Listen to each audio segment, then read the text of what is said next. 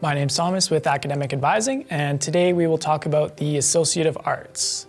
The Associate of Arts is a 2-year program in arts, and it is 60 credits total. Each course is typically 3 credits, so that would be 20 courses for you to finish the program. For reference, a bachelor's degree is 120 credits, so the associate is essentially half of a bachelor's. Bachelor of Arts is one direction a student might choose to go after an Associate of Arts, but there's lots of other options as well. For you to finish the 20 courses in 2 years, you'd need to be taking 10 courses per year. Most courses are offered in every term, fall, winter, and summer, so you should have flexibility to complete them as you wish.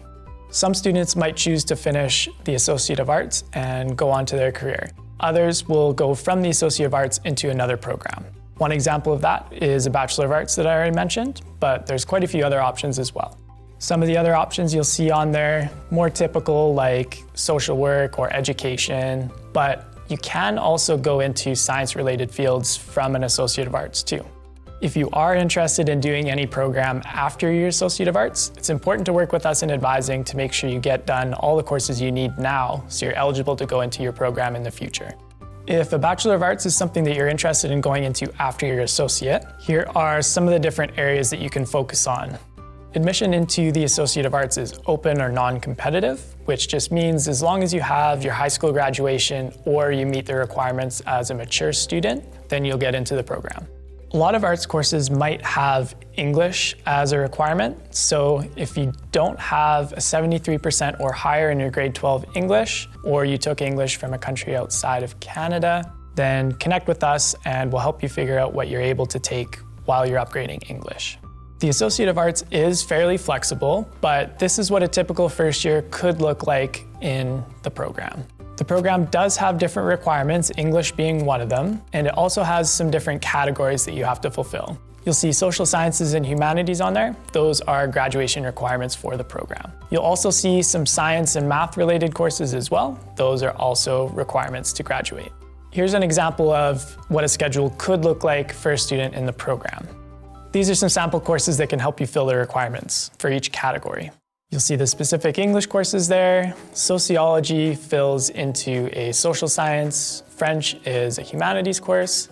For the sciences, you'll see geography. That is actually a lab science focusing on Earth. And then there's a statistics course, which would help with the math stats comp requirement. And then the yellow line there, those are just a couple extra courses a student might be interested in. There's lots of different tools online that you can use to help plan your courses.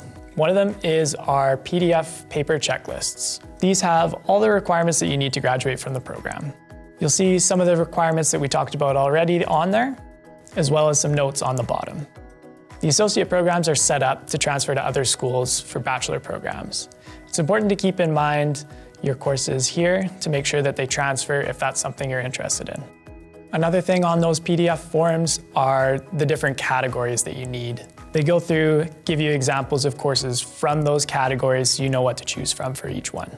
Another tool that you can use is DegreeWorks. DegreeWorks is linked in my TRU. It has all the same requirements as the checklist we talked about. It just automatically pulls in the courses required for you. You'll see in this example, the students got partway finished, still has some requirements left to do. A nice thing with DegreeWorks, it lists all the different courses available from the different categories. If you click on the blue links in there, it'll show you specific course codes that you can use for each category. If you haven't already, your first step would be to apply for the program. If you're unsure if this is the right program, unsure how to apply for the program, you can connect with one of our Future Students teams or Career Services.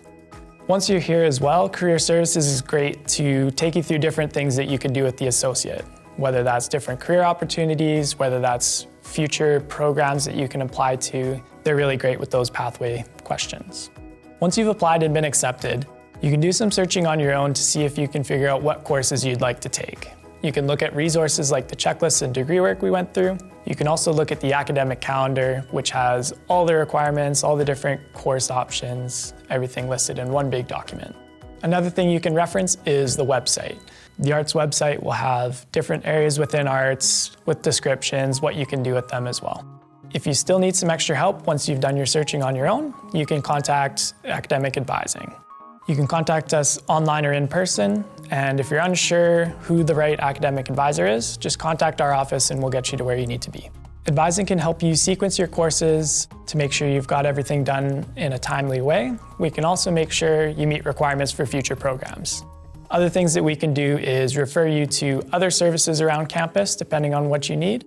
We can also refer you to different help centers around campus, Writing Center for English as an example.